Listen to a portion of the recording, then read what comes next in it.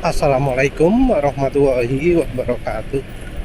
Kali ini kita bahas motor manual ya.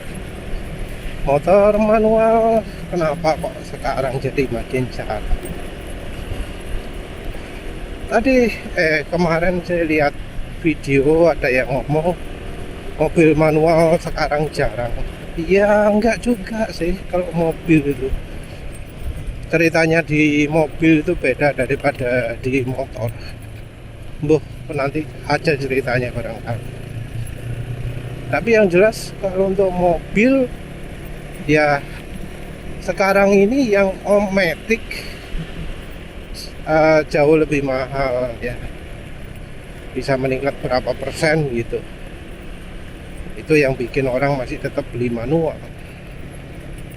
Sementara kalau di motor kan ceritanya beda ya. Harga antara motor manual dengan motor matic kan bisa dibilang sama toh, antara bebek dan motor matic gitu. Zaman Mio gitu mungkin Mio masih agak lebih mahal, tapi terus lama-lama jadi sama ya. Sekarang mungkin bebek itu murah karena partai agak dikurangi, dijual rugi barangkali. Entah apa masih ada yang beli motor bebek baru ya. Bahkan yang model kelas Sport, Supra, GTR, MX King, Satria sekarang sudah lama nggak lihat yang baru. Jadi minatnya orang itu bisa berubah.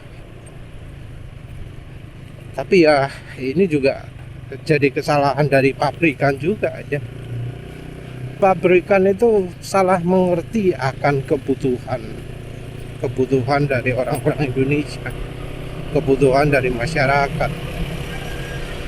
Yang dimengerti adalah maunya masyarakat, dan bukan butuhnya masyarakat.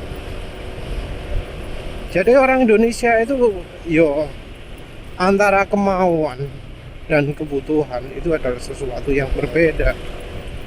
Dan karena motor manual itu didesain tidak mempertimbangkan kebutuhan, tapi memperhitungkan kemauan, akhirnya ya motor-motor yang didesain berdasarkan kemauan ini jadi nggak laris semua.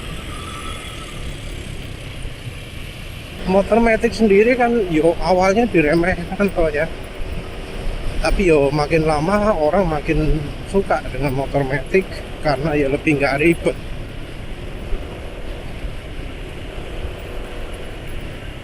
Lebih praktis, nggak perlu ganti gigi.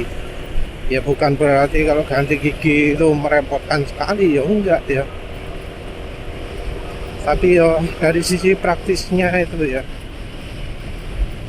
juga kemampuan bawa barang, kemampuan bagasi. Indonesia ini sering hujan. Kalau hujan, kalau tempat untuk pakaian, untuk jas hujan, untuk sepatu, ya orang jadi malas beli motor lagi. Apalagi secara desain motor lagi itu atau motor bebek itu kalau pas hujan-hujan nyiprat nandindi ya. Karena kebodohan dari pabrikan sendiri untuk saat desain motor laki, saat desain motor bebek. Kenapa kok motor laki dan motor bebek itu didesain kakinya kotor ketika hujan? Kaki kotor, baju kotor. Bandingkan motor matic ya, jauh. Ibu-ibu naik motor matic ya saat hujan-hujan, paling teles tok. Bandingkan dengan pria yang ganteng, keren, kelambinnya api, sepatunya api. Pas hujan-hujan sepatunya jadi berlumpur, bajunya jadi berlumpur. Ya, masyarakat nggak sebegitu bodoh lah ya. Masyarakat masih mikir, lah ini motor dipakai tiap hari. Kalau pas hujan kaki kotor semua, baju kotor semua, nggak ada gunanya melihara motor kayak gini.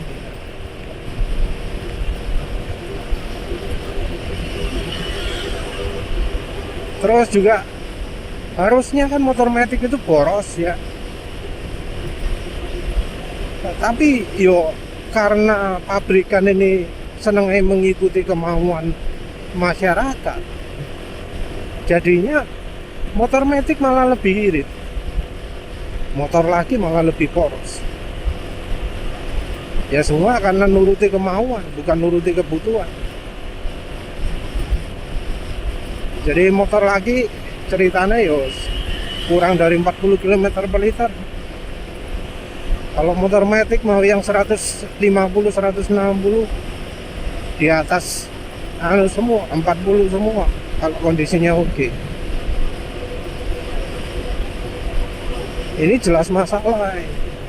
Kenapa? Ya karena pabrikan nuruti kemauan dan kebutuhan. Motor-motor yang irit, motor laki yang irit, motor bebek yang irit, kenapa kok jadi nggak laku ya? Karena dari marketing mereka selalu ngomongnya power.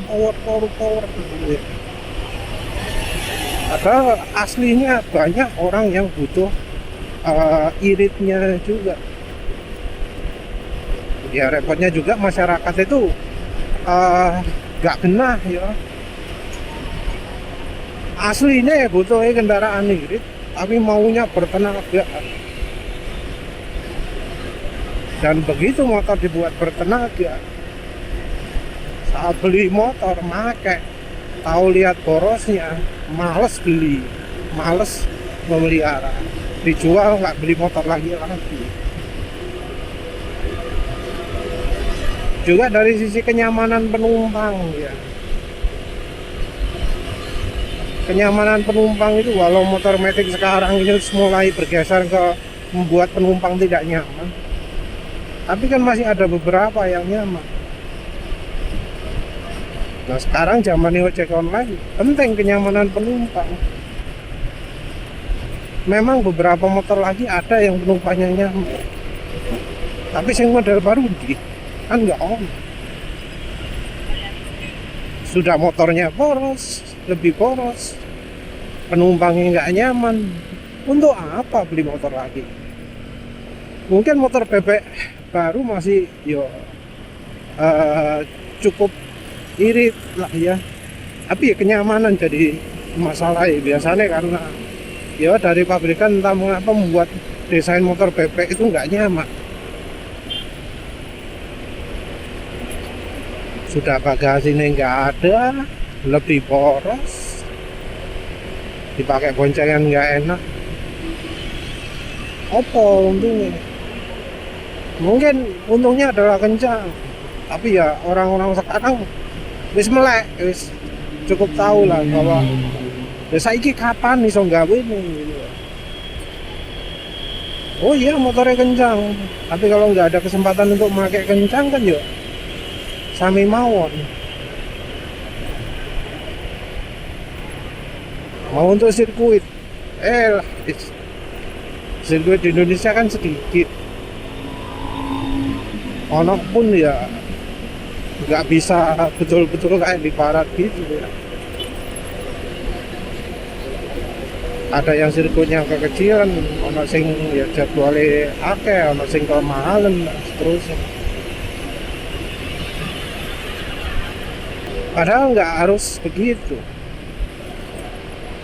Kita lihatlah di luar negeri, di mana konsumennya itu lebih tahu diri dan kelemahan motor ya. Di mana yang namanya 250 cc itu ono harga khusus. Jadi motor di atas 250 cc ya podo ae. Jadi ada motor yang 350 cc harganya lebih murah daripada yang 150 cc.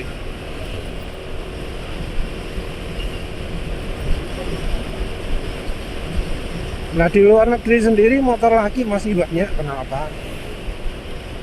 Karena ya produsen mereka tahu kebutuhannya.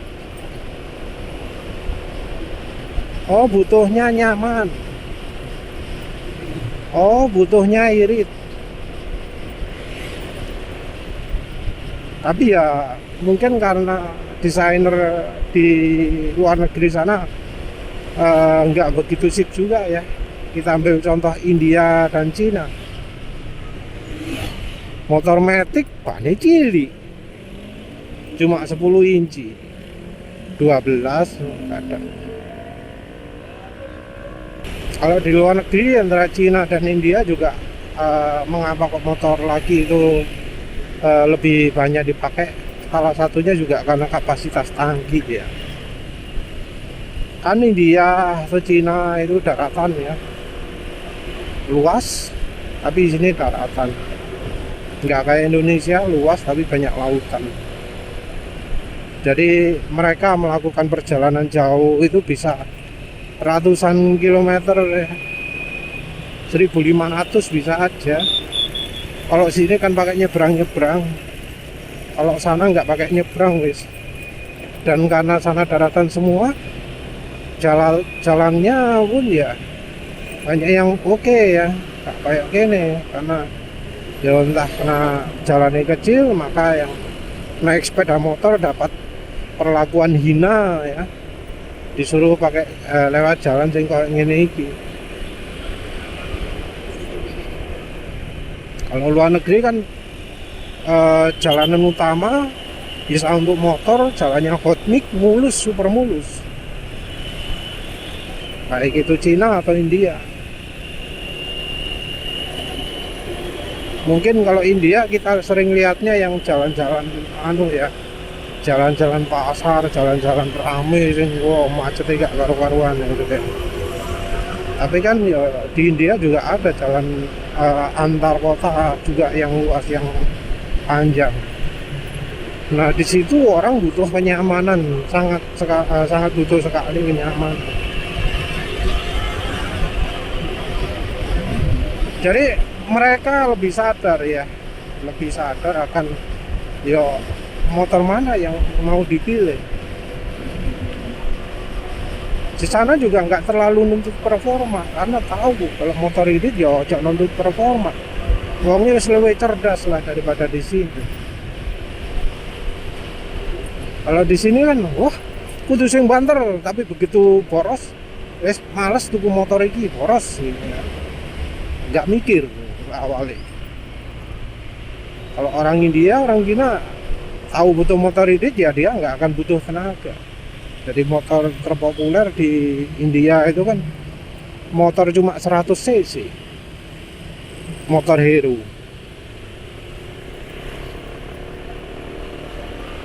Motor Hero itu modelnya kayak apa?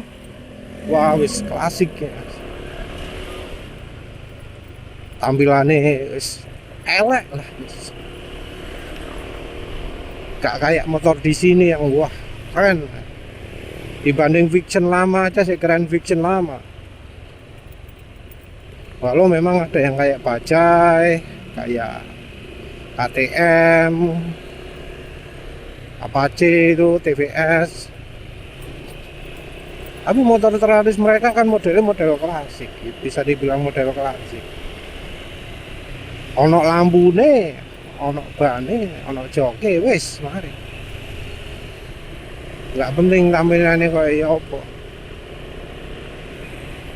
Fiturnya juga jelas, joknya tebel, datar. Duh, nah, motornya juga irit ya. 100 cc tapi sama sekali nggak dirancang untuk banter. Sini motor matic 100 cc bisa ya jalan 100. Pakai merunduk bisa jalan 110, 125, kelas 110 cc itu. Motor matic kan di Indonesia buanter loh. Motor sana walau sambil merunduk nggak nyampe 100, 90 aja wes ngoyo. Jangankan yang kelas 100 cc, yang kelas 350 cc loh gak iso banter.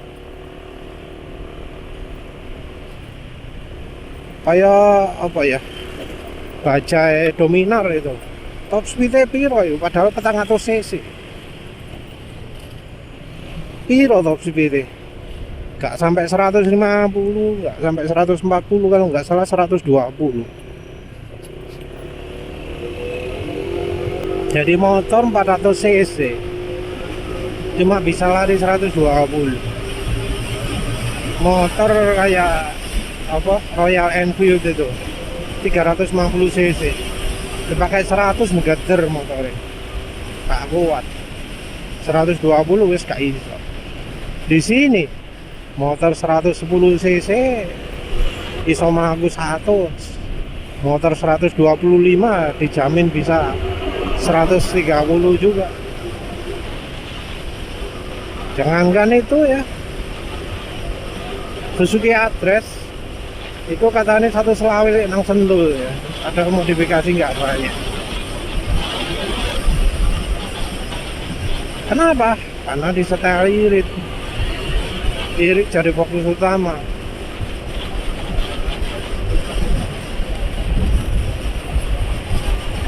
Irit kenyamanan juga, ada fasilitas untuk bawa barang juga. Kalau soal apa, kejirat rantai ini juga dikasih pengaman. Kalau di India ada sari guardnya, sariga ya.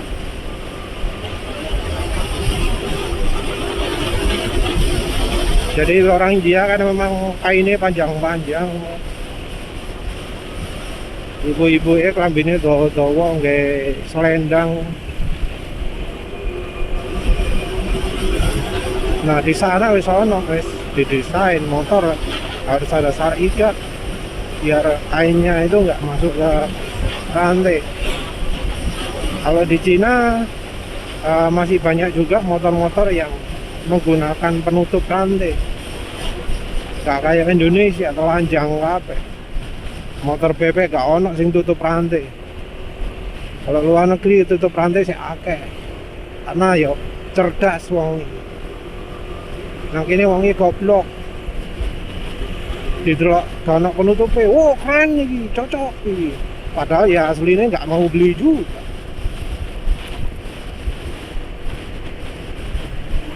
Nah, jadi antara kemauan dan kebutuhan itu sesuatu yang berbeda kalau di Indonesia.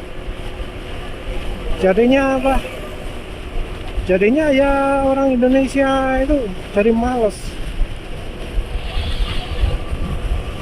beli motor lagi, milih beli motor matic. Dan ya karena motor matic di Indonesia itu sudah sangat berkembang ya, sudah memperhatikan kenyamanan, sudah memperhatikan power, sudah memperhatikan irit. Jadi ini orang ya malas beli motor lagi, motor bebek. Mungkin dulu ada yang ngomong motor bebek itu irit, tapi ya dari pabrikan berlomba-lomba membuat motornya maticnya jadi lebih irit. Dan ya sekarang walau motor bebek itu ada yang lebih irit, tetap orang beli motor matic karena merasa oh motor matic ya wis irit kok kayak apa motor bebek gitu ya. Ya wes lah, itu saja. Terima kasih sudah menonton. Assalamualaikum warahmatullahi wabarakatuh.